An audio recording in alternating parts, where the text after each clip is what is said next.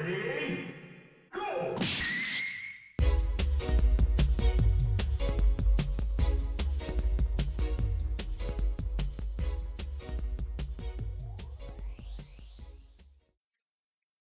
Hey, we're talking about Warhammer, baby. Um, yeah, I reviewed Warhammer Space Marine 2, Warhammer 40k Space Marine 2, I should say. Just the title just rolls off the tongue, right? you know, it's not a hard thing to say quickly or anything. Um, I love this game. Like it was okay. Love is a lot. Love is a lot. I'm very positive about a lot of things I play because I try to curate things for myself. I highly enjoy this game. I think it was very, very, very, very, very good. Um, I loved playing it. It's not like the best game of the world or anything. There's significant drawbacks for some things, but I think it's super worth your time. I think you should play Space Marine 2. Like seriously. I feel like you should just drop whatever you're doing, buy this freaking game at full price if you really want to support them. Because I think it's awesome. It's really good. It's a really good game. Like I'm like a casual Warhammer 40k enjoyer of things that they make. I cursorily like the lore. I've read a couple books. I know about the Imperium, you know. Mostly it's the lore. I love watching specifically like YouTube explainer videos about the lore that kind of make up the universe of 40k. By the way, shout out to Bricky on YouTube. He's a great content creator who talks primarily about Warhammer 40k. He also does gaming stuff on his channels. But yeah, he did this whole like faction universe video about who are each faction of the Warhammer 40k universe, and it's really really essential to you understanding what's kind of going on with the players in that sort of space opera. Um, but yeah, I think this game is great. I love this game because everyone is so serious about things. Everyone is super like focused on being a bummer. Everything about the people in the universe and the stuff that's happening are big bummers. I like how everything's just super grim dark, literally. I mean the quote in like every 40k thing is like the grim darkness of the far future. There's only war. Like it really feels that way for pretty much everything Warhammer. I just love that tone. They do it really well. It's like kind of like a serious tongue in cheek thing they do, or they know everything's ridiculous, but everybody has like the grave understanding that it's the most serious thing in the world. And I love that. Everyone like in 40Ks, they have serious jobs and they put on their serious faces while they do them. Which mostly their job involves cutting guys the fuck up. I mean, that's really what it is. Everybody's fighting all the time. Chances are, if somebody in 40k is smiling, it's a problem for you or somebody else at the end of their chainsword.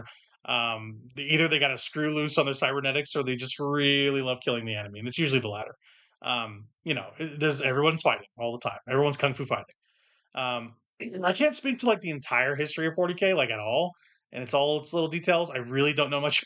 It's honestly, I'm not even knowledgeable to understand what's going on a basic like lore and plot level. Um, if I was asked by like anybody that was even knowledgeable, I'd be like, well, I don't know. I like guys with big that got big guns. Um, I would love to be like up to date with like what's going on, but like I can't be like a bricky or whatever. I just it's a time thing for me. I dabble with 40k though. I really enjoy it. Um, you know, there's just a lot of 40k stuff to get into too at any given time.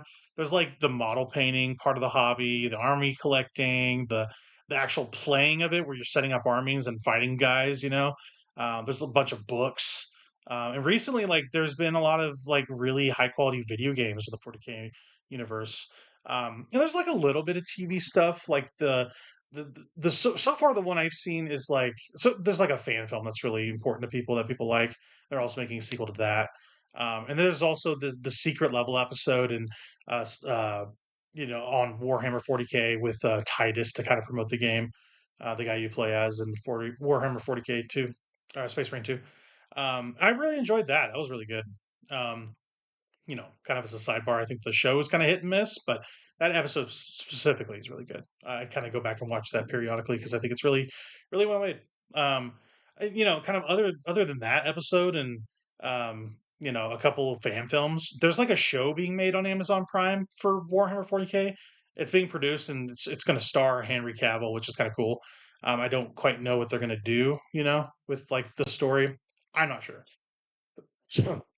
But there's not a lot on the cross media branch for like movies and TV for Warhammer that I can see.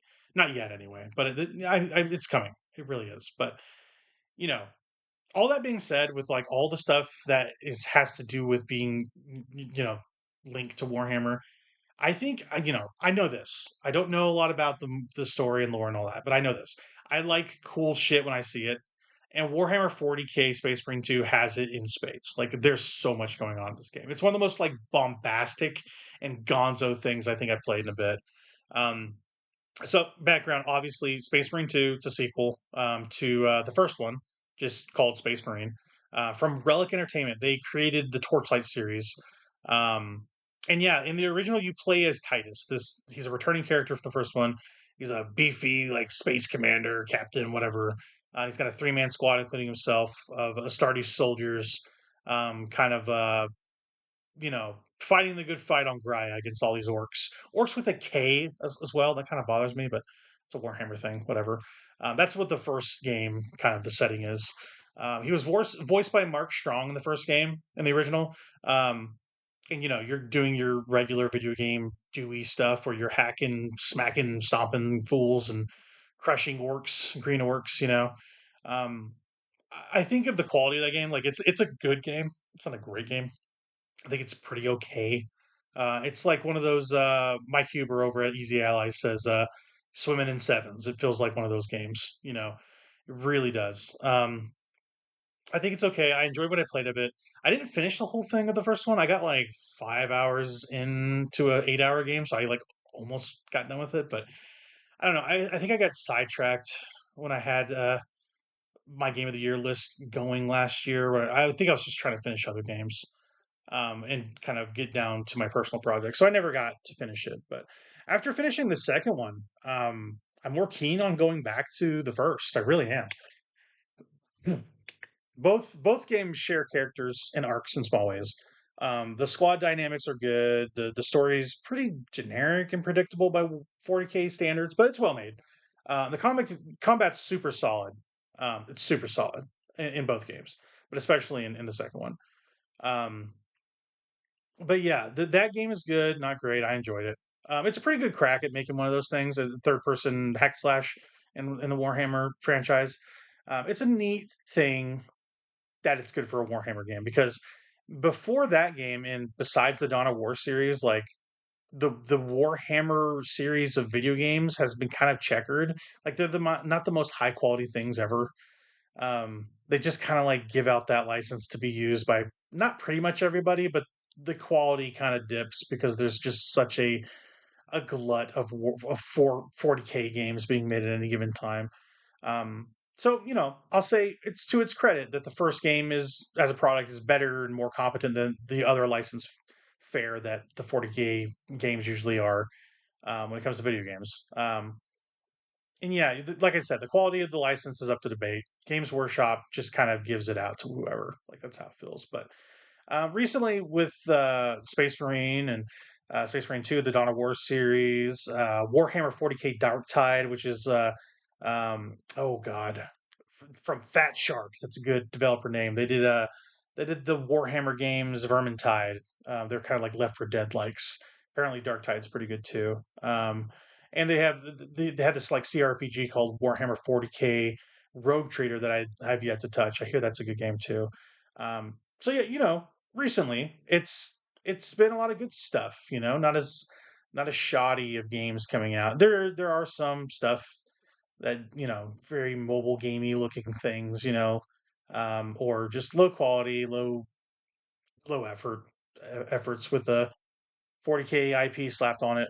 Um, but recently there's been a lot of good games, and I think universally, like the second one is considered to be some of the best that the series has to offer.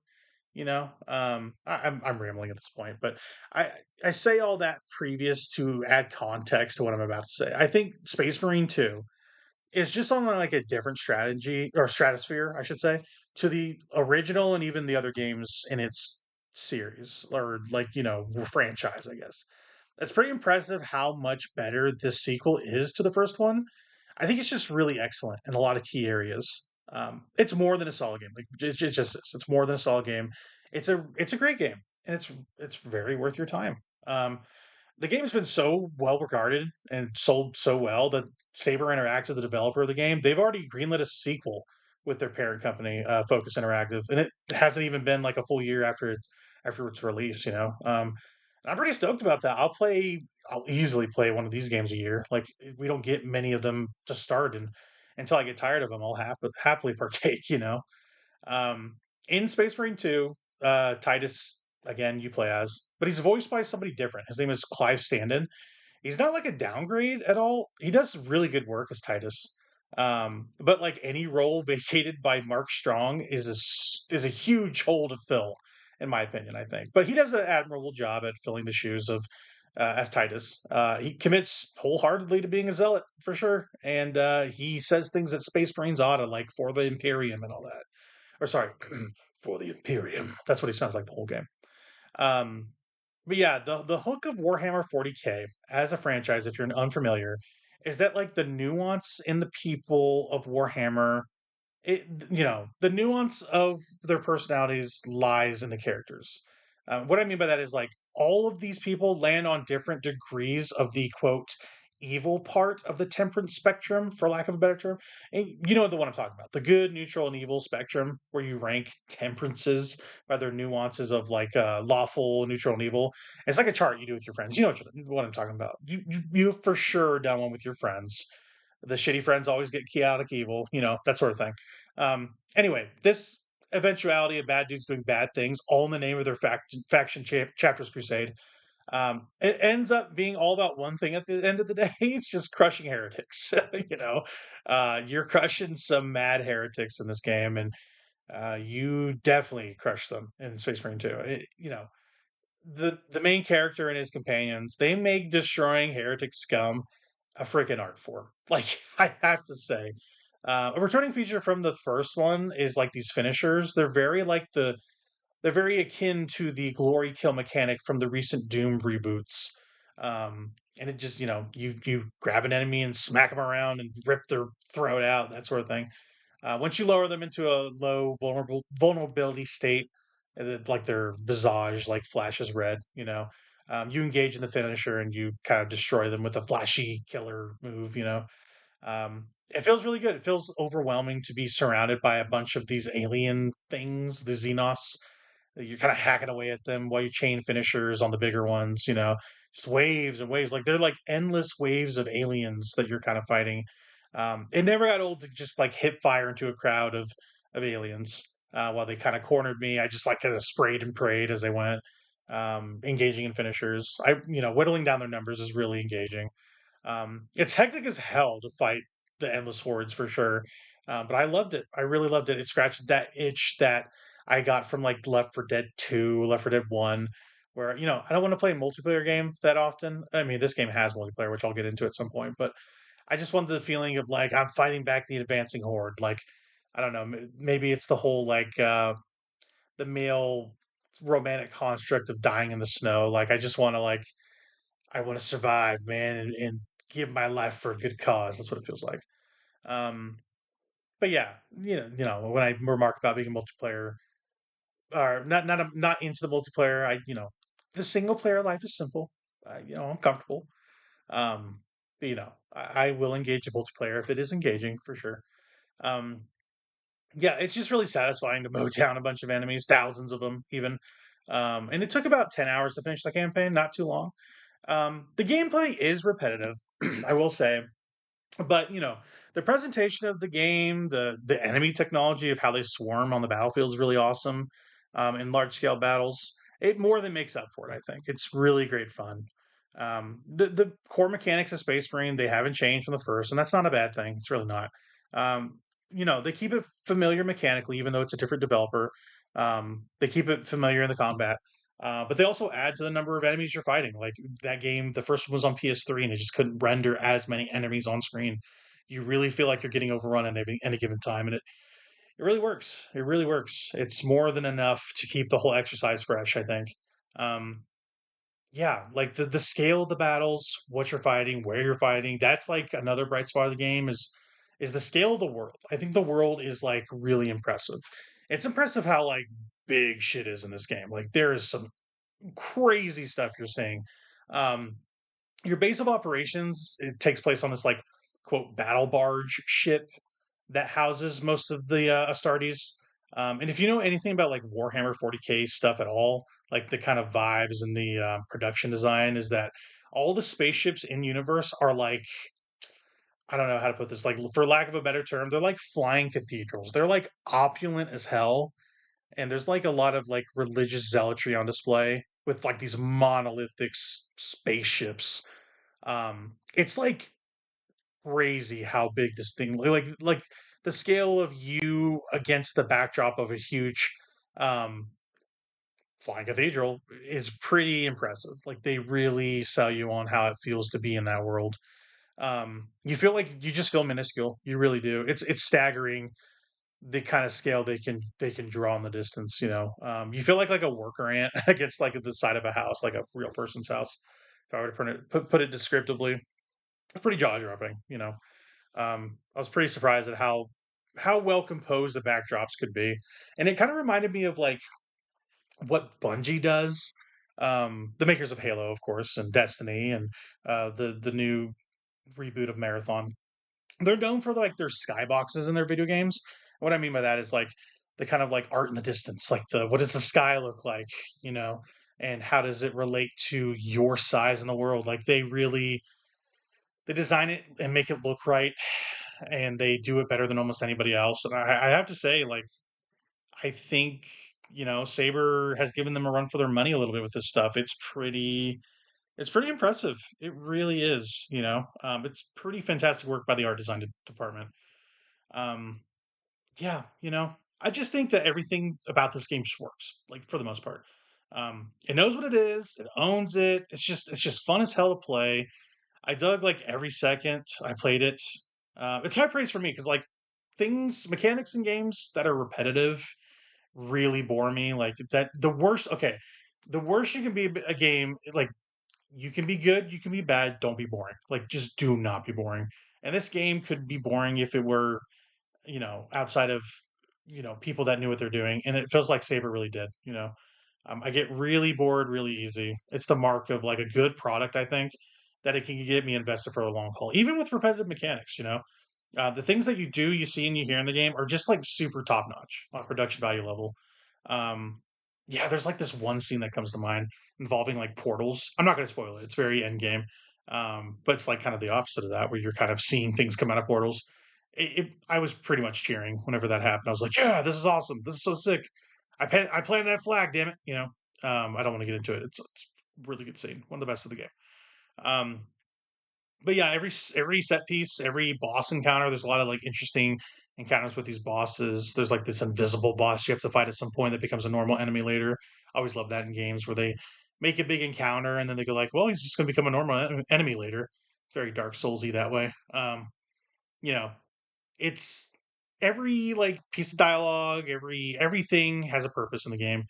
It's like an economy of like words, terms, and resources. They're just like smartly used. And the team at Saber is just really capable. I'm really satisfied with what they made. It's just like a video game ass video game, man. We don't get enough of those. We really don't. Um, I just, I wanted this game is really dewy. What I mean is like it's not so talky. Like I just got off of playing Blueprints. That's a talky ass game. A lot of reading and stuff. Like this game is like the perfect palate cleanser to that, where I'm like, I'm doing shit, man. I'm cutting people the fuck up. Like that's what it feels like. Um, but yeah, it took me about 10 hours to place through it. One of these days, I hope I will play with some people that I have some like minded people that want to get this game. So maybe at some point we'll kind of dip into it. Because there's a lot on offer for folks who want to play with each other. It's not usually my bag, but it's got like a full multiplayer suite from what I can see. It's got competitive and campaign co-op, which is cool. Just you got to bring your own BYOF, bring your own friends. Like that's what's going on here. Um, and yeah, like your reward for engaging and all that stuff is like customization options for different chapters of the Warhammer, factions. Like you can get armor for like the Blood Angel, Salamanders, Raven Guard, etc. That sort of thing. Um, and you know what? Like it's the Helldivers 2 thing of like shouting on a battlefield with people is great. Uttering a battle cry while you're um, you know, fighting the advancing horde is really fun. Um, it's just a good time. You just need your little Leroy Jenkins moment, I think. You know, like I said, Helldivers 2 captures this perfectly, and I think it could be good here too. You could yell like for the Imperium or the Emperor does not suffer traitors while you're hacking people up. It's just like good, clean fun, I think. Um, yeah, I don't know if I'll ever engage with the multiplayer. I really don't. There's certainly a world when I'm motivated to try, given how much I liked it. But I don't know. I'll have to convince some people to get it. I think some people are on the hook. We'll see. We'll see. We'll see how it goes. But and ending this thing, I had a great time with Warhammer 40k Space Marine 2. I'm not going to get too much more in the weeds of the gameplay, moment to moment action. I kind of covered the base amount of stuff I wanted to talk to. It's not the most complex thing when you're talking about this game. It's really not. I mean, this game is pretty simple on a design and story basis. But it's just a great game. It's so much fun to play, great to look at, awesome to listen to. What more could you want? What more could you want? I mean, I think really, if I were to put it in terms, I expect people listening to this to understand. This game is like the best PS2 game ever. you know, it's a Dewey game. It's a fun game. It's a simple game, but it's a well put together and well made. It's got decent mechanics that are easy to grok. Pretty good storyline about fighting aliens in space. It just looks fantastic while you play it. It really does. Like the game is running on I think it might be Unreal 5. It looks really great though. Um, we don't get a lot of games at this scale and budget these days that are video game as video games. It really doesn't feel that way. I heartily recommend this game for a casual playthrough. I mean, even with friends, if you want more, while you're waiting for like your big new game to come out. Um, you don't need much to like cut up some heretics. You just need a chainsaw, a big ass chainsaw, a trusty bolt gun, and maybe a battle cry to get the job done. I don't know. With friends, I guess I'll be able to find out one day. But for playing the single player, it was more than enough, and it's well worth your time. It really is. I think it's awesome. Yeah, that was my review for Warhammer 40k Space Marine 2, my final destination. Keep it plugged right here. I got a couple more reviews coming your way. I'm going to talk about Star Wars Outlaws here pretty soon, which is fun. It's a good game. Not a great game. This is a great game that I'm talking about here. Star Wars Outlaws doesn't quite get there, but it's a very interesting game. And yeah, that's pretty much all I got to say, Kinosabis. Thank you for joining us. As always, keep gaming and for the Imperium.